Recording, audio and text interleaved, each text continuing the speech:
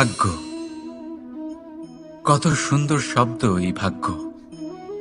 কিন্তু যতটা সুন্দর ঠিক ততটাই রহস্যময় এই শব্দ।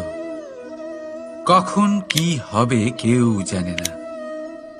লোকে বলে যে ভাগ্যে যা লেখা আছে তার চেয়ে বেশি কিছুই পাওয়া যায় না, তার চেয়ে কমও কিছুই পাওয়া যায় না। নিয়তির যা রচনা তা কখনো মোছা যায় না। কিন্তু কেউ এইটা বোঝে না যে নিয়তি আপনার কর্মের দ্বারা বদলায়। যদি আপনি শুভ চিন্তা করেন, শুভ কর্ম করেন, তাহলে নিয়তি আপনার সাথে খারাপ কিছু হতেই দেবে না। কখনো আকাশে পাখিদের দেখুন, তারা কখনো ভাগ্যের উপর নির্ভরশীল হয় না।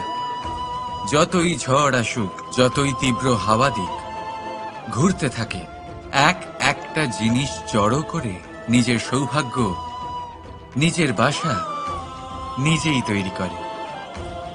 নিজের সন্তানের জন্ম দেয়, তাকে লালন পালন করে, নিজেই তাকে উড়তে শেখায়, কখনোই ভাগ্যের উপরে নির্ভরশীল হয় না সে।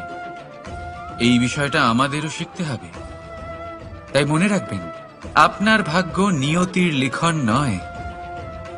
আপনার ভাগ্য তাই যেটা আপনি দিনের পর দিন আপনি নিজেই লেখেন।